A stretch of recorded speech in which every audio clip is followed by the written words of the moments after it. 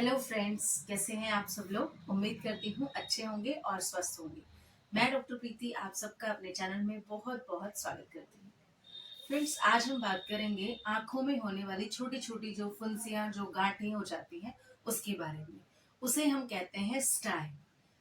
Local language में लोग इसे बिलोनी भी कहते हैं या आंख में होने वाली फोड़ा या फुंसी भी कहते हैं।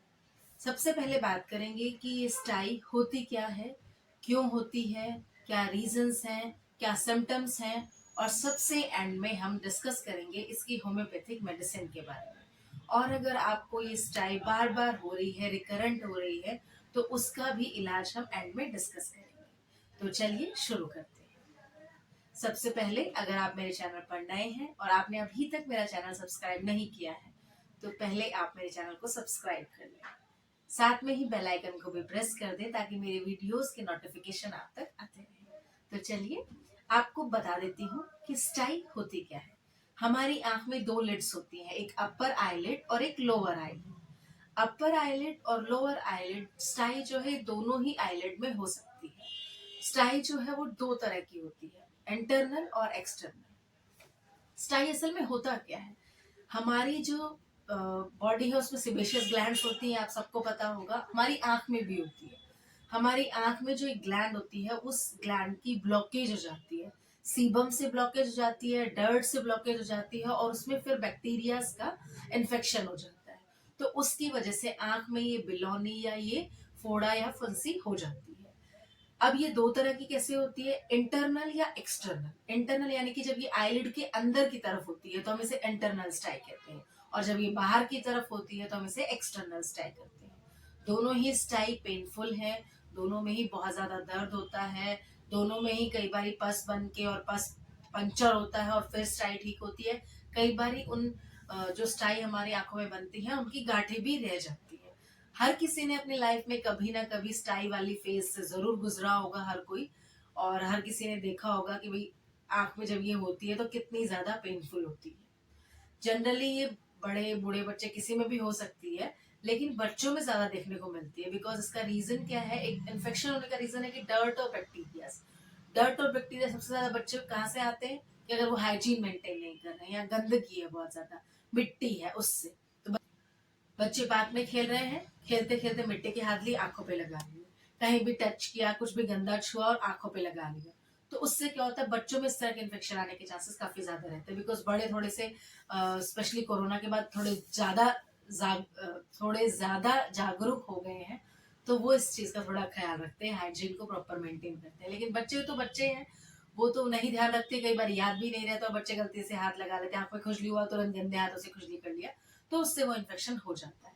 अब इसमें सिम्टम्स क्या होते हैं, सिम्टम्स क्या होगा, देखो कई बार क्या होता है कि इसके आने से पहले ही थोड़ा सा हल्का सा सूजन महसूस होगी, थोड़ी स्वेलिंग आएगी, थोड़ा पेन होगा, थोड़ी रेडनेस आएगी। कई बार इतना ज्यादा सूजन आ जाती है कि पूरी आंख ही स्वेलिंग कर जाती है, सुबह बच्चे उठते तो आंख ही नहीं खुलती है उनकी।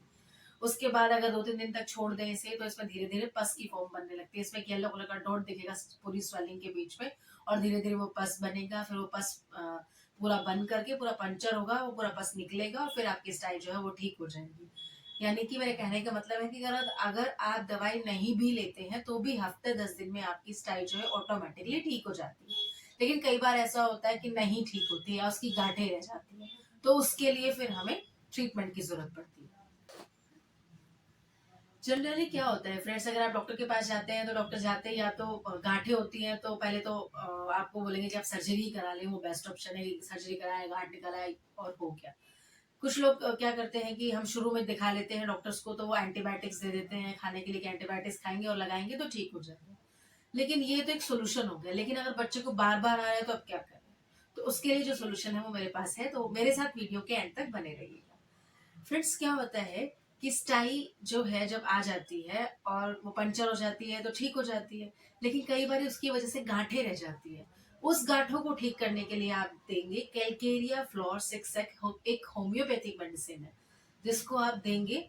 इसकी टैबलेट फॉर्म में आता है, इसकी 6 टैबलेट सुबह चूसनी है, ठीक 6 टैबलेट रात को चूसनी है। तो आप देखेंगे कि वो जो गांठें हैं वो धीरे धीरे पिघल जाएंगी विदाउट एनी प्रॉब्लम। दूसरी जो दवाई है, अगर उसमें पस बन गया है तो आप लेंगे हिपर सल्फ। हिपर सेल्फ आप 200 पोटेंसी में लेंगे, ये लिक्विड फॉर्म में लेंगे आप। सुबह 2 ड्रॉप डायरेक्टली टंग पे डाल लेंगे, रात को सोते टाइम 2 ड्रॉप इसकी डायरेक्टली टंग पे डाल लेंगे। तो आप देखेंगे कि अगर पस बन के निकलने वाला हो रहा है तो पस निकल जाएगा, नहीं तो वो वहीं के वहीं ड्राई हो जाएगा और आपकी स्टाई ठीक हो जाएगी। तीसरी जो सबसे इम्पोर्टेंट मेडिसिन है, स्टेफिस एग्रिया। अगर आपके बच्चे या कोई भी घर में परेशान है कि उसको बार बार स्टाई हो जाती है, बार बार आंख में फोड़ा या फुंसी हो जाती है, तो उसमें क्या करें? तो अगर आपको इस तरह की दिक्कत होती है तो आप लीजिए स्टेफिस एग्रिया 200 पोटेंसी में। अगर अभी प्रेजेंटली आपको हो रखी है तो आपने क्या करना है, उसे दिन में 3 बार लेना है, सुबह दोपहर शाम। 3-4 ड्रॉप डायरेक्टली टंग पे डालें और बस हो गया, सुबह दोपहर शाम। लेकिन अगर आपको बार बार होती है तो आप डेली क्या करें, डेली सुबह उसके 2 ड्रॉप अपनी टंग पे डाल लें और आप 15-20 दिन कंटिन्यू प्रोसेस करें, तो आप देखेंगे जो रिकरेंसी है ना स्टाइल्स की, वो बिल्कुल खत्म हो जाएगी। तो मैं क्या करती हूँ, अगर मेरे क्लिनिक में कोई पेशेंट आता है, पस बनना है, तो मैं स्टेफिस एग्रिया तो सबको देती हूँ, लेकिन अगर पस है तो साथ में हिपर सेल्फ, गठान है या गांठे हैं तो साथ में कैलकेरिया फ्लो, दोनों ऑप्शनल है। वो सिम्टम्स के अकॉर्डिंगली ही मैं पेशेंट को देती हूँ। अगर आपको इस तरह की दिक्कत है तो आप ये दवाइयां लें और 100% आपको इनके रिजल्ट्स मिलेंगे। आप देखेंगे कि आपकी जो स्टाई की रिकरेंसी की जो प्रॉब्लम है वो बिल्कुल ठीक हो गई। तो अपना ध्यान रखें, और अगर आपको मेरा वीडियो पसंद आया हो तो इसे लाइक शेयर करना बिल्कुल ना भूलें, साथ में ही मेरे चैनल को सब्सक्राइब भी कर दें। Take care, bye bye.